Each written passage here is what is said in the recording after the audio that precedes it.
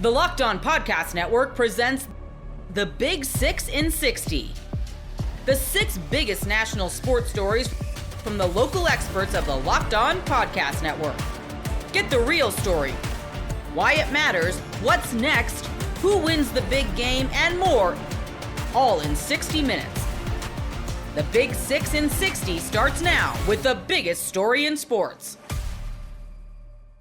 The New York Giants are launching the Jaxson Dart era. You are Locked On Giants, your daily New York Giants podcast. Some big news coming out of East Rutherford. The New York Giants have made a decision regarding who is going to be their starting quarterback on Sunday, and they are going to go with rookie Jaxson Dart. Jaxson Dart promoted to the starting lineup. Russell Wilson, the starter, he is going to be QB2. Now, keep in mind, as I record this is all according to the NFL Network. The Giants have not officially made this official, but if it's coming from the NFL Network, chances are they got it from the Giants regarding the decision. So let's talk about this. Jaxson Dart, this is a kid. I mean, let's talk about the move first off. Is the move the right move for the Giants? Now, this is kind of what I was afraid of at the beginning of the year. I wondered if the Giants got off to a slow start, would they expedite the entry of Jaxson Dart into the starting lineup to save face, to save jobs? And I thought to myself, if it comes down to that, is that really fair to the young man? Now, I'm sure when Brian Daboll addresses this, he's going to say that had nothing to do with it, that the kid was ready. But I go back to also what was said earlier in the year and at the start of summer, how the plan was for Jaxson Dart to basically redshirt this year, let Russell Wilson do the heavy lifting and, Jameis Winston if they needed him, and let the kid learn at his own pace. Now, for what it's worth, yes, it's possible that Jaxson Dart, his learning process was expedited. He's a smart kid, very confident kid.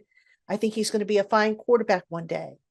But you'll forgive me if I say this, and that is I have shades of Daniel Jones memories in my head, because if you go back to 2019, the Giants were in a similar situation. They got off to an 0-2 start that season with Eli Manning at the quarterback, and despite everybody and their uncle saying that it wasn't Eli's fault that they were 0-2, just like everybody and their uncle these days is saying it's not, Russell Wilson's fault, they still made the change because the quarterback, I guess, was the easiest thing to swap out. Now, Daboll, in speaking to the media on Monday, said that it wasn't all one person, that, it was a combination of things. But again, you can't swap out 5 offensive linemen. You can't swap out 3 receivers. You can't change out your tight ends and your running back. The quarterback is the easiest thing to swap out. Now, there are both pros and cons, I think, to having Jaxson Dart in there. The cons, like I said, is he truly ready? Well, how do you exactly measure that? Do you give the kid a test? And if he scores 100, you know that he is truly ready? Do you base it on observations which have come in practice? Which, by the way, if Jaxson Dart has been the QB2 all this time in practice, how much work has he actually done in terms of snaps against, scheme defenses? Probably not a whole lot, I would think, because the starter gets a whole lot of the reps. So with that said, is Jaxson Dart truly ready? And I think that's a question I'm going to see if I can ask Daboll in terms of what criteria do you use to say, yes, this kid is ready for the bigger picture, to start. I don't want to say that Daboll is necessarily using this opportunity to save face, but again, I see a lot of similarities to what happened with Daniel Jones, with Pat Shurmur, desperate to unlock a level of his playbook. He threw Daniel Jones in there before Daniel Jones was even ready. And Jones, when he came in as a rookie, had some minor success. But then we went on an odyssey with him. Y'all remember it. Different coaches, different systems, injuries. It all came, crashing down. I don't want to see the same thing for Jaxson Dart. And here's the other thing, folks. Everybody talks about the Giants' difficult schedule. Is Jaxson Dart really going to make that big of a difference?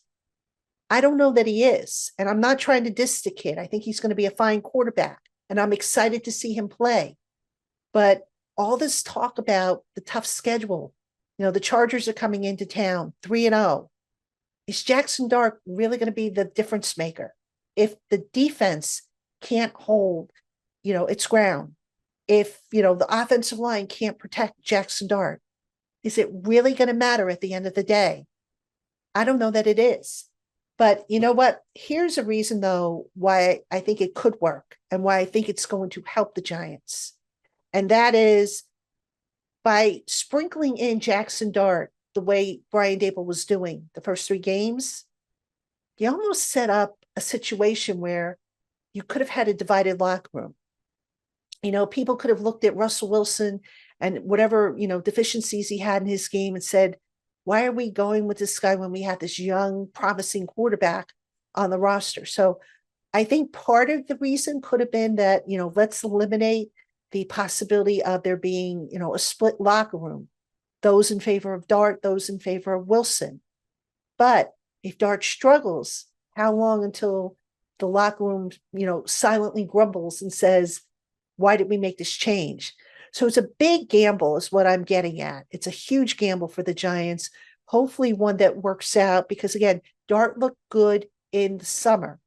But the asterisk there is that he looked good playing mostly against second team and third team offenses. He didn't really see starters. He didn't see game planning. And that, to me, is the biggest question mark I think he has to answer. How well does he prepare this week? How well does he do against scheme defenses? Because look, defensive coordinators with a rookie quarterback, they're going to disguise stuff. They're going to throw all kinds of things at this kid to confuse him. And is he going to, at the end of the day, be a better option than Russell Wilson? He might not. To go back to, the pros of putting Jaxson Dart in there, you might as well say, look, the season's circling the drain. Put the kid in there, let him take his lumps, let him get ready, and then come next year, we start all over again. Kind of weird to say that after only 3 games, but that could be part of the thinking. So overall, I would say I have mixed feelings about this. I just hope that Brian Daboll is making the decision that is truly in the best interest of the franchise and of the kid, and not just doing this because he needs to save jobs. Like, Pat Shurmur did. Big news from the Giants. They are turning the page, launching the Jaxson Dart era. It's going to start this Sunday when the Giants host the Los Angeles Chargers, the undefeated Los Angeles Chargers. And I sure hope it makes a difference. I really do. I mean, the offense, it's been sluggish, shall we say. It's lethargic. Something's got to be done. I think, as I've said before on this channel, some of the play calling has been an issue. Very bland, very vanilla. I still don't understand how last week they couldn't figure out a way to scheme open Malik Neighbors and Wan'Dale Robinson against the coverages and the schemes they were facing. But, that's neither here nor there. So let's now talk about Russell Wilson and where things go from here for him. Russell Wilson, let me start off by saying really good guy, very positive. You could see him on the sideline during the darkest points of the game, and he's there clapping, cheering, encouraging guys, just trying to be positive. But Russell Wilson, I got to truly believe that he wants to be a starter someplace, right? For the time being, he's going to be QB2. And he's going to say probably, whatever the team needs me to do, I'm here, I'm going to do it, I'm a team player, et cetera, et cetera. Russell Wilson did not come to the Giants to be a QB2. We went through this last year with him, if you remember correctly, right? When Daniel Jones was coming off of the injury, and Russell Wilson made a stop in, and basically he was told that, if Daniel Jones is ready, it's going to be his job. If he's not, you're going to have, the job. And Russell Wilson moved on to Pittsburgh. I would be very, very surprised if the Giants retain Russell Wilson. All right. If Jaxson Dart does well, I think they go to their initial plan or what the plan was for the future, which was to have Jaxson Dart be the starter and let him be backed up by Jameis Winston. That would mean potentially the Giants look to move Russell Wilson. Now, I don't anticipate Russell Wilson is going to be a distraction for the Giants. That's not in his character. But nobody is going to sit there and convince me that he is accepting of what happened. All right. I say that because, again, as bad as the offense has looked, it's not all 100% on Russell Wilson. You can look at the play calling, you can look at the offensive line, the drop passes, whatever you want to look at. And Dable has said this, it's not all on one guy. But at the end of the day, one guy is being benched. So the Giants, who, remember, don't have any comp picks coming their way, who, have, I think right now they have 7 draft picks. They might be missing a pick in one of the rounds. I can't remember off the top of my head, but they gave up multiple picks to trade up to get Jaxson Dart from the Texans in the draft. I could see them moving Russell Wilson, especially if he is unhappy enough to where, he says, look, this isn't working out. I want out. Trade me someplace where I can potentially be a starter. Now you look around the league, you've got injuries around the league. The Bengals without Joe Burrow, that's a possible situation. And oh, by the way, you don't think the New Orleans Saints wouldn't welcome somebody of Russell Wilson's caliber down there? They might, so just looking around the league, where would be the best spot, the best landing spot for Russell Wilson? I would inquire with Cincinnati. I would inquire with New Orleans, see what they're willing to give up. Now, do I think the Giants are going to do that? No, they won't do that. You know why? Because the second Joe Schoen makes that call, it comes off as him being maybe desperate to move the player. And we don't even know if they want to move the player. I mean, I think if Russ wants off the team, I think they will accommodate him. But if he says, okay, you know what, whatever you need me to do, I'll do, I think they'll probably look to stay with him, which I think would be a mistake because they can salvage some of that salary cap money that they desperately need. Because as of Tuesday, Over the Cap had the Giants with, I believe, $1.8 million in salary cap space, which, by the way, is dead last in the NFL. So the Giants need to get salary cap space. And what better way than to move Russell Wilson, whose salary is high priced, move him off the roster, get a draft pick or 2 in return, and move on. If you're going to stay with Jaxson Dart, moving on. And let Jameis Winston be the backup. Will Joe Schoen do it? Again, I don't see him picking up the phone and calling New Orleans or Cincinnati and saying, hey, you guys want Russ. I think if they pick up the phone, New Orleans and Cincinnati, if they pick up the phone and they say, hey, what's it going to cost for Russ? The danger now becomes with Joe Schoen that he overprices Russ. Most people can't name all their financial accounts or even what they're worth, whether it's a 401k or properties or investments. And when you don't have the full picture, you can end up leaving money on the table. That's why there is Monarch Money. It's an all-in-one personal finance tool that brings your entire financial life together in one clean, easy-to-use interface on your laptop or your phone. Monarch does the heavy lifting for you. You can link all your accounts in minutes, see clear data visuals, get smart categorization of your spending, and finally feel in control of your money without ever touching a spreadsheet. I linked all my accounts to Monarch and immediately spotted a few subscriptions I wasn't even using.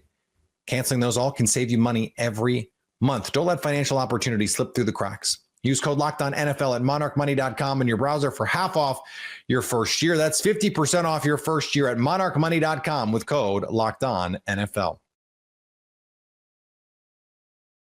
Storms hit the state of Oklahoma on Tuesday afternoon, but none bigger than the injury to quarterback John Mateer. You are Locked On Sooners, your daily podcast on the Oklahoma Sooners. Soonersports.com breaking the big story of the day that John Mateer will be out for some time. We don't know exactly how much time. Apparently he was injured against Auburn on a throw down the field sometime in the first quarter, it sounded like. Hurt his thumb bad enough that he's going to need surgery on Wednesday, and it will keep him out at least through the Kent State game, but likely beyond that. Yeah, it sucks. Like, as you can see, I'm traveling, and while I'm actually traveling, jumping from plane to plane and place to place, we get news that John Mateer is going to be down with thumb surgery. And so, yeah, the play in question, I actually have a picture of it here, is when he was throwing it here, and Falk hit Falk's arm as he was trying to deflect the pass. It was a deep pass to Isaiah Satania. And in that play, of course, he overthrew him, but John was hurt. Now, this was early in the game. If I'm correct, this is like first quarter stuff. So John was that tough that he played the entire game like that. And I'm assuming that's why he was a little off on some of the play throws throughout the first half. But this was the crazy thing to me, John. He closed out the game going 16 for 17 on his completions, especially on that ending, going like perfect on that final drive to win the game. So, yeah, that injury obviously is going to be bothersome for him long term, but he was able to fight through it for the team and get the win. And that tells me that even though the timetable that's been given, like I've seen 5 different timetables, but I'm going to give you the 2 that to me feels like the most relevant. I've seen one timetable say he could be be back for the Texas game. I've seen one timetable that said he could be back for the South Carolina game. And I've also seen one that said he'll be back for Ole Miss. So I'm going to give you 3. John, I don't know which one's true. I don't know which one is true, which one's fake. We won't know until the surgery, which is going to be today. He's probably already in LA getting prepped for it, have the surgery with one of the world-renowned top hand surgeons out there. He's done surgery on Steph Curry, Drew Brees. So we'll know Wednesday what the actual timeline is based upon how the surgery goes. But sucks, man. Great way to start your day, right? Great way to go through your day, especially while traveling. Yeah, so you come out of the Auburn win and then this. Like, it's a gut punch, really it is. And it's right in the belly button. You go from having a guy that was leading the Heisman contender race right now to not having him available for anywhere from 3 to 5, 6 weeks, depending on how the surgery goes, how it heals up, how his rehabilitation goes, all of that. I mean, there are a lot of extenuating circumstances that go into this. It's not just a simple, this is the timeline, he's back at this point, blah, blah, blah. I mean, we've seen setbacks with so many players over the years, not just at Oklahoma, everywhere, that you can't really definitively say, yes, he will definitely be back this game. You hope he is. We'll see. Fingers and toes. It's fortuitous. The only like bright side I can see out of this is that it happened with a bye week and then Kent State coming after that. So Michael Hawkins Jr. has already been named the starter for Kent State. Mm-hmm. He's going to get the entire bye week of first team reps. He'll get Kent State week, first team reps. And then if John Mateer is not going to be back for Texas week, he'll get all of that week with first team reps as well. So if an injury had to happen, man, this is the time because you've got time to prepare Michael Hawkins Jr. to be your starter. I mean, how about this, John? How about no injury happens, right? I mean, obviously, no injury happening, Jay. That would be the dream. No, I'm giving you crap. But I live in a More world so, but you're right. The 2024 season existed and injuries happen. Right, you're right, and you're right. The perfect timing for it would be now, especially with having the full week off and having Kent State the following week. So that's 2 weeks that, regardless of what the prognosis is after he has the surgery, you can really figure out what's next, right? And like you said, Texas game, Michael Hawkins will most likely be prepping for, if John is up to it, if he's back like in miracle in 12, 13 days, like some other quarterbacks have come back from thumb surgeries, if it's minor enough, maybe he is back and ready to go. And now the opposition has to prepare for 2 quarterbacks, not one, but 2. And I kind of would like that feeling John. I would like the opportunity for them to have to prepare for 2. And then we go out there and John says, no, I'm playing in Red River because this is why I came here. I came here to be a part of that game. I'm in my home city, in my home area, right? I'm from the Dallas Metroplex, Little Elm, but I'm from Dallas Metroplex. I want to play in that game. And he goes out there and balls out. But yeah, no, this probably is the best time for us to have him down because, like you said, the timing is probably best. And I think that's probably why they went ahead and did this. Because honestly, I'm actually kind of surprised they didn't talk about him just kind of like toughing it out and playing the rest of the season. I mean, that's possible, but Brent Venables said it. It's like for his short-term and long-term future, we felt like this was the best decision. And listen, I appreciate Coach wanting to take care of his players. I don't want any varsity blues type situations where you got that coach and, injecting the running back with the torn ACL in his knee, with the steroids and trying to keep him on the field. No, man, we got to take care of players. But now with Michael Hawkins Jr. stepping in as the starter, how do you feel about the offense moving forward? Because we haven't had a run game. The offense has looked pretty good in the passing game. You've had a lot of guys having some really strong performances. What's your thoughts on Michael Hawkins Jr. now stepping in? I think Kent State game will tell us everything we need to know. If we can't figure out and really establish a run game in that game, we're cooked.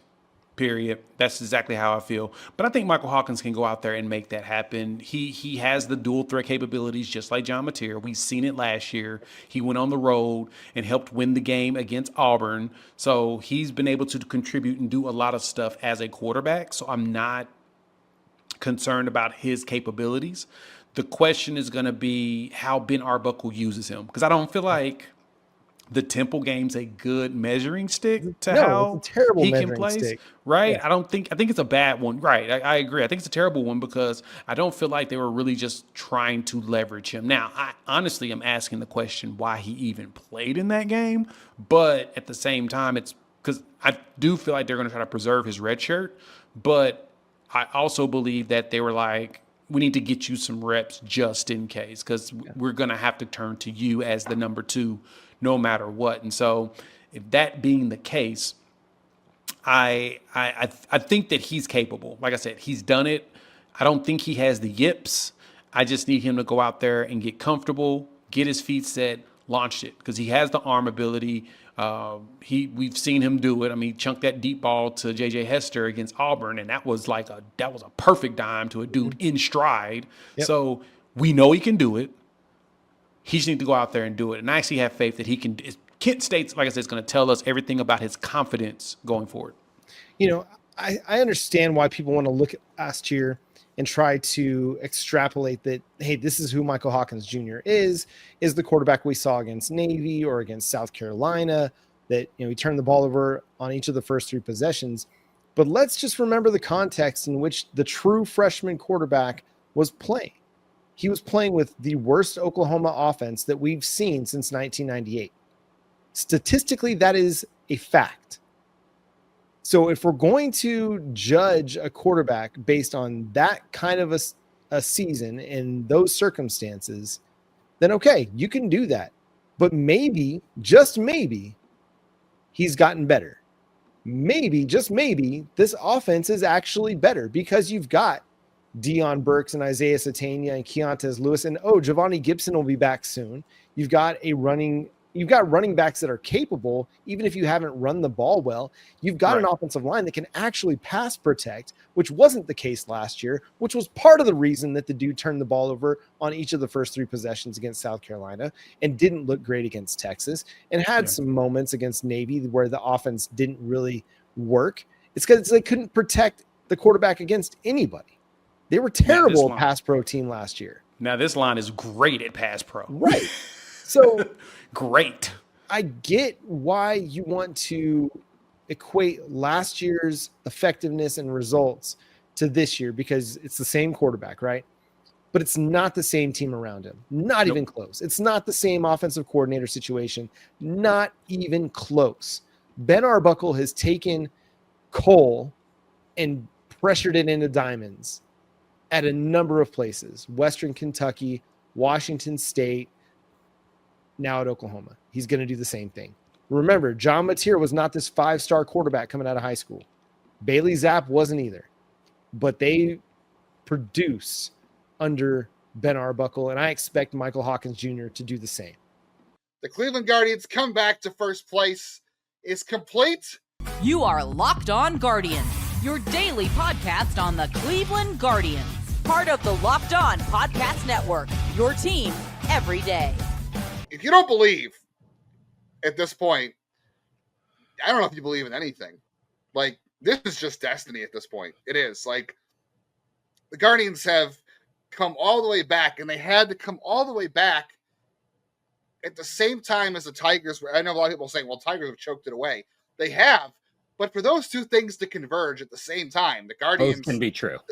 Yes, to take off on the path they've taken off on, and for the Tigers to do the nosedives that they've done at the exact same time. I mean, that's as likely as you winning the lottery. That's as likely as you being born, truthfully. So if you're, I mean, statistically, the odds of you being alive in general and right now are pretty amazing. So if you have, I literally had that talk with my daughter today.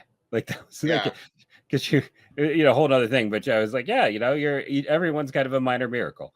We were talking about that. That's what I was going to say. It's a minor miracle. All of us are sitting here talking Guardians baseball together, and they beat Tarek Skubal. He kind of beat himself.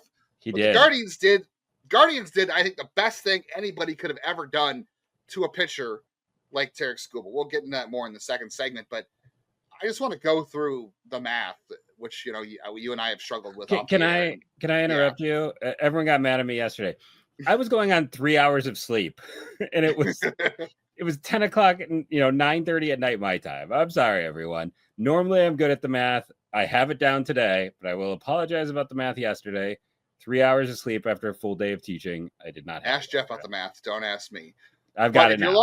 If you're watching on YouTube, for the first time all season, FanGraphs playoff odds for the AL Central favor the Guardians 56.5% to 43.5%. It is the only time on their chart this year the Guardians have been favored. And what that means is all year, based on projections by their staff and their numbers they run and the schedule and all the probabilities that could happen, all favor Detroit.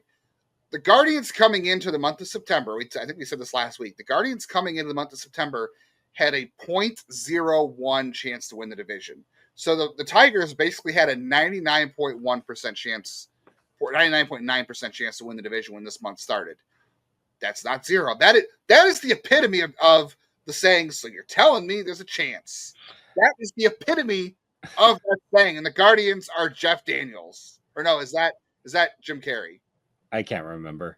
Comment below. You'll figure it out. I don't know. But it's funny, too, because like the Tigers fans at that time were starting to – we know some fantastic, like Kian, maybe I'm probably saying his name wrong, is fantastic Tigers. I got family members who are Tigers fans. As a kid, my next door neighbor is a Tigers fan, and I'm shouting on my microphone every night. Yeah, I'm sure they love it. We would go to up to see family in Michigan. That was our trips. I didn't get to go to Disney World or California. We went to Michigan. That was our summer family trips. But saying that, there's fantastic fans, but I've never seen so many fans raid into our comments and be attacking and negative. So I'm just kind of enjoying this on an extra level because that overconfidence is the last thing a Tigers fan should be. And not because their team isn't good, not because they didn't have a huge lead, but because last year they were a 0.02% chance to make the playoffs when September started, and they did it. So one thing a Tigers fan should have known is that unless it's 0%, don't count it out. And here's the thing, the Tigers could still pull this off. We talked about not having, a letdown, and the Twins being a letdown. The ultimate letdown, as we've seen in multiple times in the past, is when you summit the mountain. Tomorrow's game is the one I worry about because they've now summited. You let off some of that steam, and I can think back to 2023, for instance, when they did get it back against the Twins and then fell apart. Or we talked about not to be negative. 04 and 05. Yeah. So I do have that small concern. I think if they do, Jose will just shred them all. So I don't think that's the nice thing. You have that break relative to all things here. You have enough leadership with Jose and Hedges, and I'm not as concerned about that. But I'm just a natural warrior. But looking at what this team has done, no one's ever done it. Hopefully you've been watching, enjoying, because you're watching history. You're watching things that have never been done in the history of this game. The great Sarah Langs, who always has a stat for everything. They're always great. The largest September deficits to overcome and take the lead in the division since 1969. The Guardians now have the most. The 1964 Cardinals were behind 8.5 in the NL. I believe they were in the NL West back then.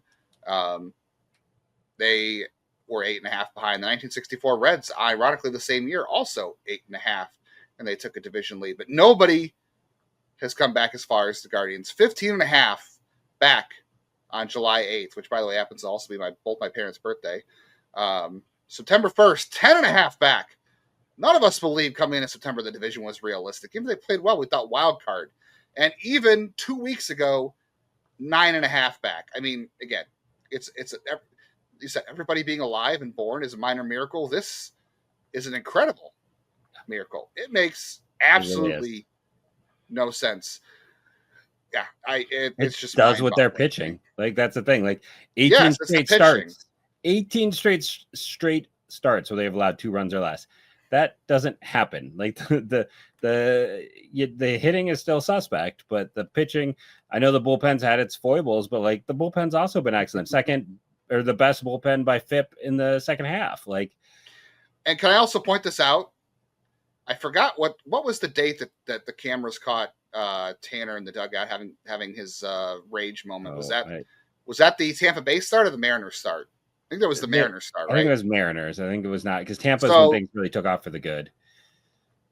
Yeah. So since August 31st, that was August 31st is when he got caught in the dugout getting really upset. The Guardians, since that time, are 17-6. So Tanner had a bit of a come to Jesus moment, I think, for the team in the dugout. Even though he got mad at it, everyone was saying, "Oh, this guy is mad at them," and it's a bad look and all that. This team has woken up since the beginning of the middle of August.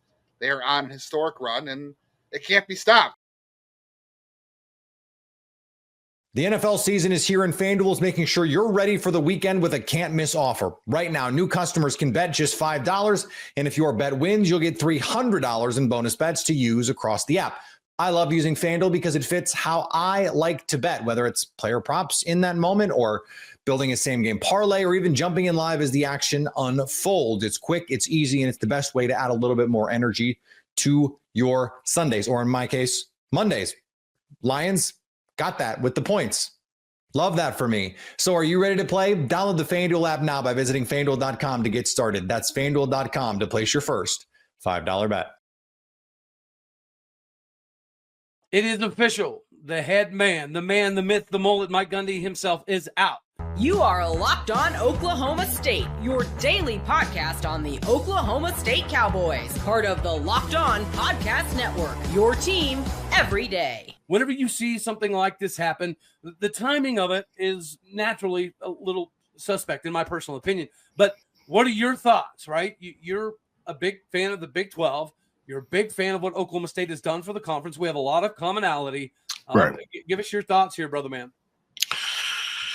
Well, we just went through it, right? We just replaced Neil Brown, obviously not a pillar of the program like Mike Gundy, but I can relate in the Bob Huggins sense of the words, right? Because we just lost Bob Huggins recently. I know what it's like to replace a pillar of the program and have to rebuild from scratch. It's not always pretty. Right. It's not always easy. There's always that year zero you like to give somebody, or at least, some semblance of a year zero in this day and age. Roger. It's really hard to build from scratch in this day and age. As far as Mike Gundy, is it a stretch to say he's the greatest coach in the history of the Big 12? I think there's a couple names you can toss into that hat, obviously. But I think, what he's done for the program, what he's done for college football, what he's done as a play caller, his coaching tree. Obviously, we had Dana Holgorsen, who was a big part of that staff and had a lot of those values that Mike Gundy, loves, which is basically attack grass, spread people horizontally. That whole play style is something that a lot of people have really shown to like and adapt to so far as even in the NFL right now. So what Mike Gundy has done is ever-reaching. It's going to be everlasting. I think there have been obviously high moments. There have been low moments where Obviously you can look to the Ollie Gordon statements after the DUI, or you can look to the I'm 40 speech, which everybody loves. There's a bunch of things, a bunch of peaks, a bunch of valleys. But I think at the end of the day, when you look at the tenure of Mike Gundy, you can say a couple of things for sure. That's Hall of Fame worthy, and it won't be duplicated. So, I do think that he is in the upper echelon of the Big 12 coaches, right? The only knock I could personally give to Mike Gundy would be that he doesn't have enough conference titles to be in that upper echelon conversation, to be the number one guy, right? But he is in the upper tier of the greatest coaches in the Big 12. From a wins perspective, up until this last season and a half, he is certainly up there, right? I think you could make the argument that the lack of Big 12 titles and the Bedlam losses are probably the only black eyes on his entire tenure until now, right? And again, when you go back and think that Mike Gundy was the quarterback for the teams that Oklahoma State always looked towards as the shining light, right? 44, 45, 84 through 88, those were the cream de la creme years of Oklahoma State's fandom. Mike Gundy was a part of that, right? And he was an assistant in the Les Miles era, where we kind of were rebuilding after the Bob Simmons days. He has been instrumental. And for those of you out here that watched the show yesterday, this adds some context, all right? So, we'd heard that there was some meetings Saturday that started at 9 a.m. They went through 7:30 p.m. Then I got a few messages around 7:30, 7:40, like it's a done deal. We're just waiting to figure out who the interim guy is going to be, which is precisely why I had the episode I did yesterday, because you got killed for, by the way. I did get massacred for, which is actually ironic, right? Because 3 years ago when I started this thing, one of my first videos in the first 2 months was about how I thought Mike Gundy screwed the pooch in 2022, and he was away from the facilities too much, and he was off buying companies and having meetings and letting other people run the day-to-day operations. And I got crucified for that, right? Because I was considered a Gundy hater, and I suggested then he should be on a one-year contract, a year-to-year contract. I always thought the revolving 5-year thing was absolute insanity, right? I don't think any school should ever give somebody the keys to the kingdom quite that much, because I do think that it equaled this. And I discussed that a little bit yesterday. From 2022 until now, Mike Gundy did think that he had this thing calculated. Mike Gundy did think that he could step away and allow other people to run things. He thought this was a well-oiled machine. And you know what, Paul? It probably flipping was until the NIL and transfer portal era. And Mike Gundy, admittedly, he was behind the 8 ball on the transfers. He was the 8 ball on the NIL. He's been behind the 8 ball on the donors' perspective, right? There is conversations lingering that some donors just are refusing to give big money right now because Mike Gundy's the head man, right? So the Board of Regents is maybe an obstacle. We're going to save some of that for segment 3. But before we get to that, man, do you think that at the end of the day, this was just ripping a Band-Aid off of a bullet hole? Because the downside to this is now you open the doors for everybody on the roster to leave the program, right? They're going to get this 30-day transfer window. And there was some speculation that was going to make things potentially difficult for Oklahoma State. Why do you think they did this now, right? Because essentially, if you waited like 5-6 more weeks, you could retain the roster and have some semblance of a season. Why do you look at the timing of this as a necessity here? Well, I think, it depends on what kind of person you are, but I think at the end of the day, you have to look at it like this. What's best for both players and coach? It's not one-sided, and also fans, I guess, too.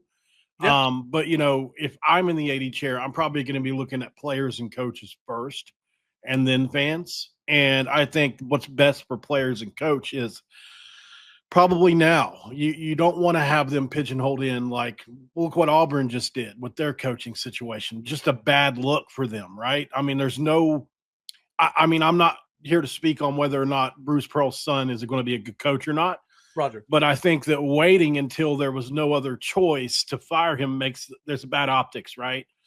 Don't do that at Oklahoma State. Go ahead and just get it done. Pull the Band-Aid off. It's going to be a bullet hole, just like West Virginia is going through 81 new players. Not easy to fix. It's not fixable fast unless you get the right players in immediately, or like a guy like, look at, what happened at Indiana, or some kind of what happened at TCU. Even Rich Rod brought people in from Jack State. Yeah. If you can find a coach like that, perhaps that brings in a bunch of guys. But As far as the timing of it, I think it's best for Coach Gundy because he can figure out what he wants to do next. It's best for the players because they can figure out whether they want to be a Cowboy or not going forward, which I think there's a lot of speculation about, right? Based on things that's been said on the sideline, things have been said in the locker room, people talking about buying jewelry, different things like that, right? So look at it from the perspective of this could be a positive thing because whenever we got rid of Dana going into Neil, there were a ton of cancers in the locker room. Yeah. Just right. needed to go. And I talked about A&M going through the same exact transition too. Yes. Yeah. So you're going to get those guys that aren't program guys out of the locker room, and you're never going to have 100% of program guys, right. Very rarely. But the culture can be strong enough to the point, and we throw the culture word out there a lot. I get it, but it is a thing, and it is true. So you want to have that established to the point of obviously where guys are going to be able to adhere, even if they're a little bit off from that. And like you say, Gundy, you said he was acting more of that CEO role. Maybe his pulse on the culture of the locker room wasn't as strong as it once was. And I've in. been one of the parties that's been accusatory in that department over the last couple seasons. Right. It's just having a disconnection from the locker room. We're about to cover a couple things, have another guest come on board, but real quick, I do want to kind of touch on something that you hit. I talked about yesterday that I did think the timing of this wasn't great to do it this early, but now that it is done, I think it's fair for us to look at the prospects of some of the dudes that could potentially come in. The one thing I do like about this timing-wise is if you wait too long, right, you might not be able to get an Alex Golesh because the Florida job might pop open. Yeah, I think Arkansas is not very happy with Pittman. Therefore, they're probably going to be in the search soon. Then you have John Summerall, which I think is a great coach at Tulane, but he's a Kentucky dude, and they're not exactly happy with Mark Stoops. So I do think that there's an element of if you wait too long, you could put yourself in a position where you're having difficulty fulfilling that void. So from that perspective, I do get it, right? I do kind of agree. Again, my issue is if there's going to be a mass exodus, some of that could be beneficial because clearly there's some cancerous individuals in the locker room. My only fear here now is that if this portal window opens and if some of these people enter it, that it's not necessarily going to be the cancerous people. It might be some of the dudes who are ready to run their face through brick walls for Oklahoma State, for the orange and black. That is my biggest fear. But at the same point in time, if there's a call to arms for those dudes, it needs to be now. There could be a galvanization moment with an interim staff. It does happen occasionally, yeah? And maybe that's a necessity. Regardless of who the interim guy is going to be, maybe this is an opportunity for them to say in the locker room, all right, guys, we've got to cut the shit, right? If we're getting to the point that we're firing a legend that's about to have a statue outside of the stadium, then that means that shit has hit the fan, right? We're at that effort moment. So check your egos out the door. Stop worrying about what your NIL is. Stop worrying about reassessments or the trucks or the bling bling. None of that crap. You need to send a message, right? If you're a coach on this staff, you're likely going to be looking for a new job when the season's over. So go put something on display. If you're one of the players that's likely to enter the transfer portal, this is an opportunity for you to go to put something on film on display. Most people can't name all their financial accounts or even what they're worth, whether it's a 401k or properties or investments. And when you don't have the full picture, you can end up leaving money on the table. That's why there is Monarch Money. It's an all-in-one personal finance tool that brings your entire financial life together in one clean, easy-to-use interface on your laptop or your phone. Monarch does the heavy lifting for you. You can link all your accounts in minutes, see clear data visuals, get smart categorization of your spending, and finally feel in control of your money without ever touching a spreadsheet. I linked all my accounts to Monarch and immediately spotted a few subscriptions I wasn't even using. Canceling those all can save you money every month. Don't let financial opportunities slip through the cracks. Use code LOCKEDONNFL at monarchmoney.com in your browser for half off your first year. That's 50% off your first year at monarchmoney.com with code LOCKEDONNFL. You are Locked On Buccaneers, your daily Tampa Bay Buccaneers podcast. How can the Bucs beat the Eagles with that defense and Klosky's crystal ball coming up in a little bit? But for the second straight week, Evan, On this WTSP episode, we are talking about a significant injury to a key player. Mike Evans will be out an estimated 3 to 4 weeks with the hamstring injury that he suffered late in Sunday's game against the Jets. And Evan, if you'll indulge me here for a minute, here are the players that the Bucs have lost so far this season for any kind of length of time due to injury. And feel free to call me out if I miss one. Chris Godwin, Tristan Wirfs, Jalen McMillan, Luke Gedeke, Cody Malk, Michael Jordan, Benjamin Morrison, Kalijah Cansey, Logan Hall, Ko Keith, Christian Izzy, David Walker, J.J. Roberts, and now Mike Evans. Hopefully, Godwin returns sooner than later, maybe this week. But how much more can the Bucs take?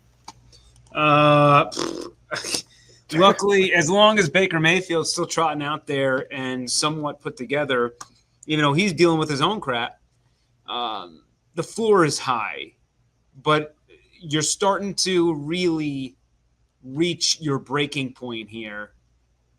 The team was so well built with a lot of depth, and they've now tapped into the depth, and there's no depth beyond the depth, right? Like, all NFL teams, right? After the 2 deep, it's like, what are we doing here? When Kalijah Cansey went down, I said, hey, this team actually has some, a lot of depth at the defensive tackle position, right? They have the most amount of players on the practice squad there. They just elevated CJ Brewer. Like there's a lot of people who can fill in there. So that was the Cansey thing. But, if you lose Jamel Dean or Zion McCollum, right, you got Benjamin Morrison. After that, it gets sketchy. Ko Keith was kind of a one-of-one on this roster.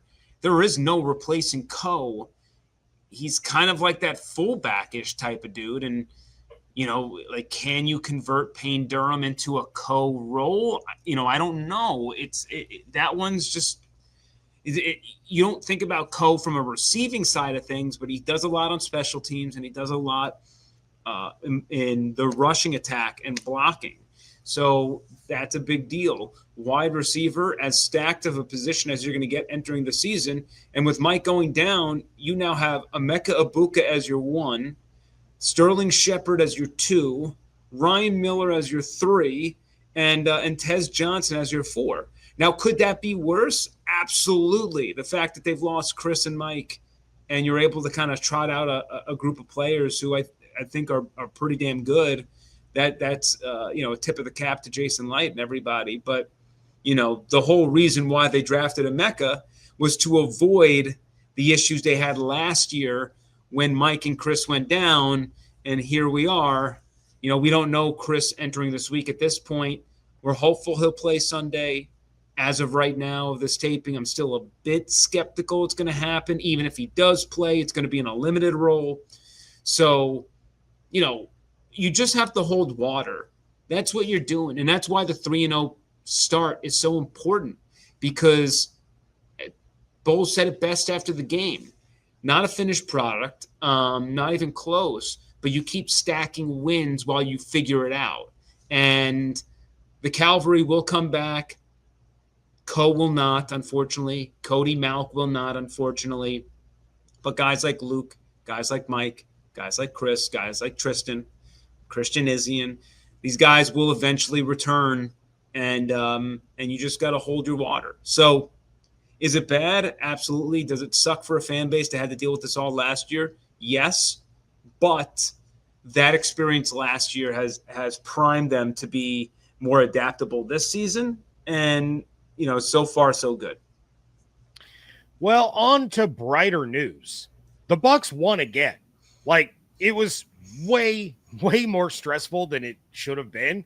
But what was your biggest takeaway from the win over the Jets in yet another game-winning drive in the final minute? Well, just an absolute mess of a finish to that contest, right? I mean, we kind of left the third quarter being like, looks like this team's going to park it into cruise control. All right. It's been a while. And 21 points given up in the fourth quarter, unacceptable. It's not great. yes, I understand fans are going to be mad at the 4th down catch in the end zone that may or may not have been a catch from Lazard. Certainly, there were 2 penalties on the blocked field goal that were not called. But having said that, there's still a bunch of precipitating events before those even popped up that we wouldn't even be talking about that stuff if the Buccaneers did their job. So it's a reminder to them that against the Jets, that's okay, but against other teams, like, that's not going to fly, and they'll just get punished for it later. For the most part, it's all right. But yeah, I mean, to say that it's really hard to win in the NFL like this week after week. Like, at some point, your luck's going to run out. At some point, you are going to get knocked in the face. So they have the winning pedigree, which is great. Do not underestimate the value of having a 2-game cushion on the NFC South lead. Also, the Atlanta Falcons are 0-2 in the NFC South. On top of that, right now, you got the Panthers tied with the Falcons. You already have the tiebreaker with the Falcons. So we're entering week 4, and you've already put yourself in a decent spot. So I think that I don't want to overanalyze all the bad that went into that 4th quarter without giving the team kudos for 1 through 3. But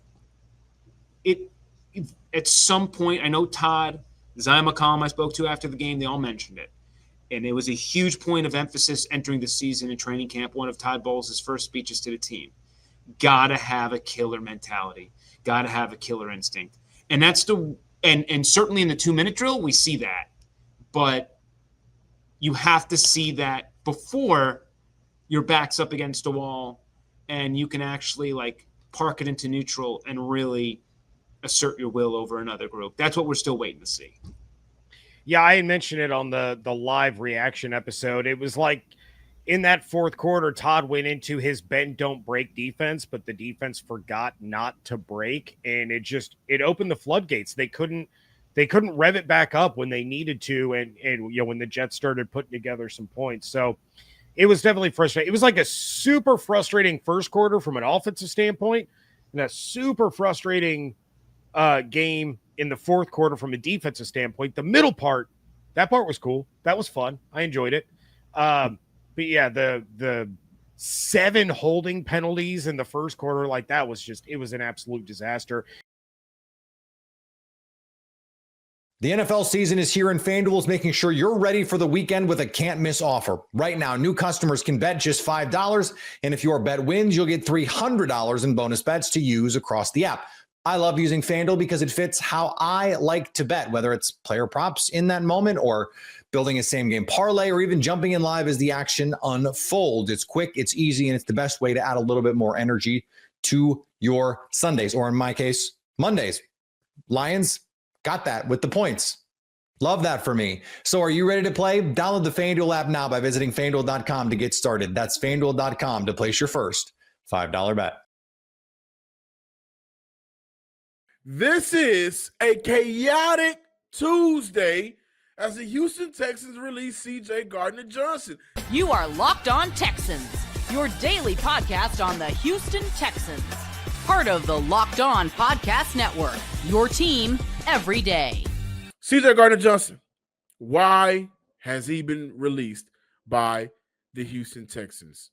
Why? Well, per Aaron Wilson, good friend of mine, C.J. Gardner-Johnson, after friction behind the scenes with him complaining about his role, wanting to blitz more, per league source, and even communicating that he wanted to be traded through 3 weeks, is now gone. It didn't work out for him in Houston.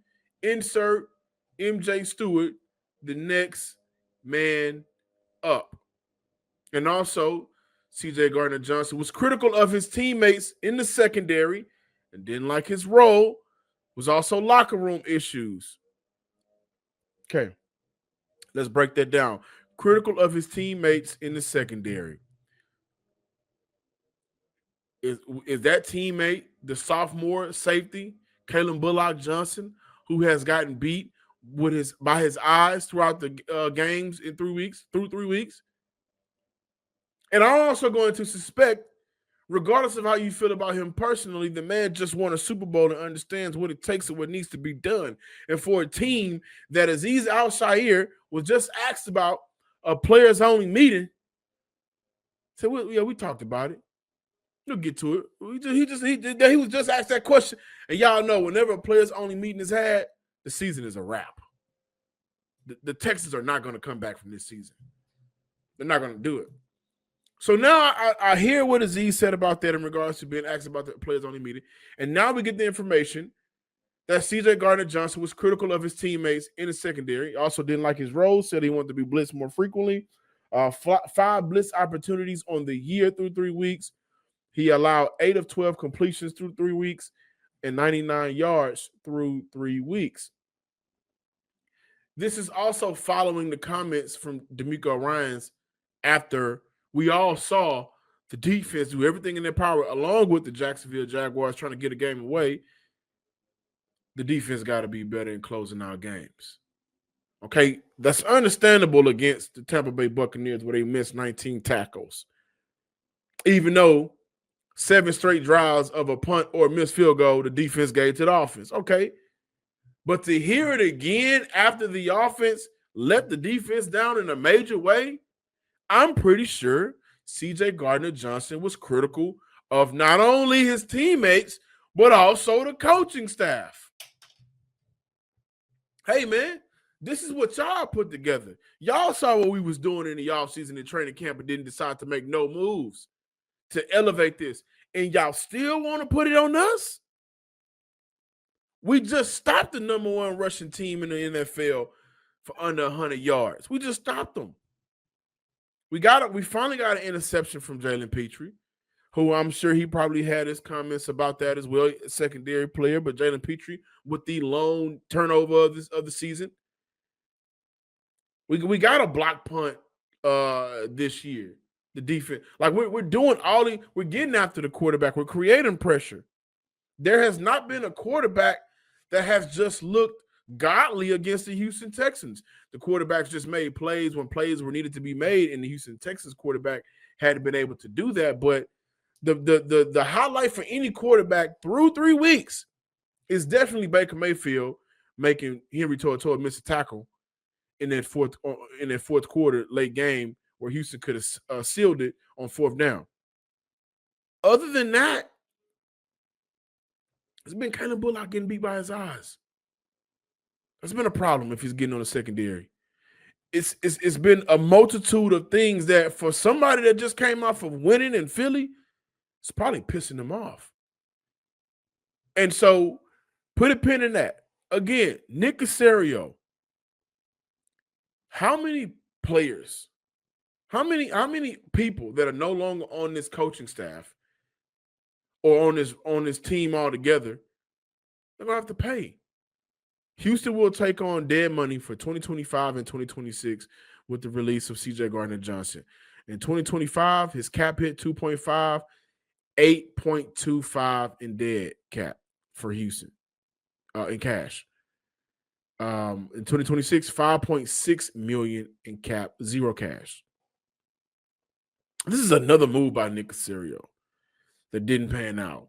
And for it to blow up so early in the season, I would not be shocked or surprised if we start to hear more and see more from C.J. Gardner-Johnson's standpoint, or hear some more internal information on the friction. This kind of reminds me a little bit. Now, granted, he finished the entire season, but how everything ended with Steven Nelson, another Texas DB. See, the thing with the defense is, especially for the vets, if you notice the friction, it's coming from the vets. Coach, you can't ask us to go out there and do more than what we did. When what the production of the offense that y'all put together, y'all curated to put together, ain't giving us Nathaniel. We're not getting nothing. And then during the games, I'm seeing my secondary, I'm seeing guys around me in some of these situations that is not advantageous for them and more so better for the offense. Was C.J. Gardner-Johnson an all-pro player this year? No, he hadn't played like it. Didn't play like a Pro Bowler.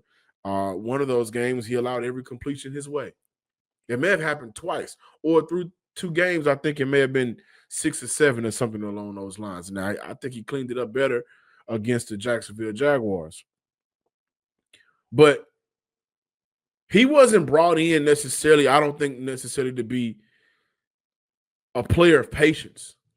I just won, and I'm not looking at what I just did. I'm trying to do it again. I'm chasing it again. Those were the words from C.J. Gardner-Johnson. And through 3 weeks, he can still be on that same path, but it ain't going to be with the Houston Texans. The Houston Texans have gotten finessed by their own merit and ill understanding of what it was going to take to keep a player like this happy on the roster. You're going to have to win games. I guarantee you, with how everything was going throughout the year in Philly, if they were losing games as in the manner and fashion that they were losing it, they probably would have moved on from C.J. Gardner-Johnson earlier, or they knew after the season, even though we won the Super Bowl, we got to move on from this guy. Houston virtually got him for nothing. They flipped Kenyon Green, and Kenyon Green is on nobody's roster right now. They got him for nothing. So Philly knew this guy was a problem and an issue. And he came into a situation where everything in the offseason was made to seem like it was going to be fixed. It was going to work. And they were going to be able to compete with a competitive roster and win games. And through 3 weeks, the Texans don't have a competitive roster. Guys have been out and injured, and they have not been able to win games. You cannot do that with a player that does not have the patience to withstand all of that. You can do it with a third-year player. He ain't got his contract yet. You can do it with Will. You can do it with Jalen Petrie. Because now I'm starting to think, can you do it with Danielle Hunter, who you just gave a crazy extension to? Can you do it with some of those vets who has trade value and could say, I can't be here no more? Can you do it with that?